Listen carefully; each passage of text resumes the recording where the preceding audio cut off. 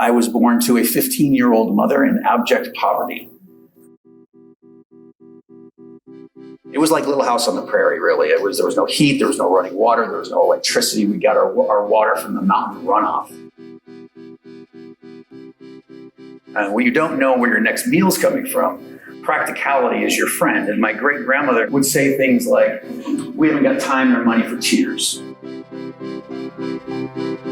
It's been a long and circuitous road from that house to this place I'm standing right now, that's for sure.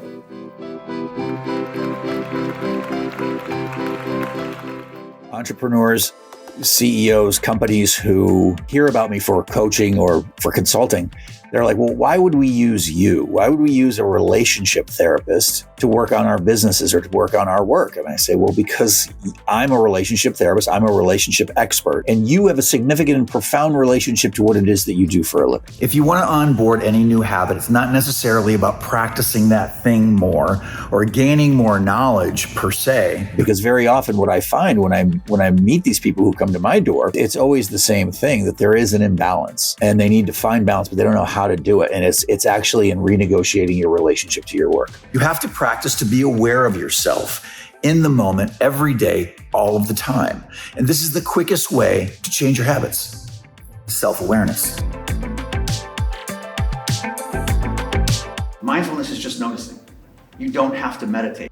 We have 400 billion bits of information coming through our various ports in our bodies. Our brain wants to automate that. This is the reason why we have a hard time being more mindful in our lives, because we're taking in so much information every day, all of the time. You know, Lair, it's just really tough. I have the thought, I have the feeling, and then there's my reaction, but there's no space between it. Mindfulness and that mindful breath begins to give us that space that we need. If you want enhanced performance, if you want to do better at anything in life, I don't care what it is,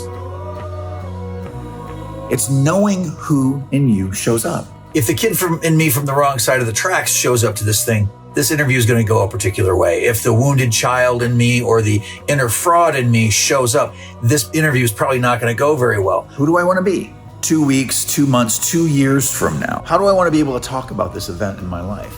The fundamental questions we are asking underneath everything, every conversation, every argument, every interaction, we are asking these questions, and they are, am I safe? Am I loved? Am I enough? And do I matter?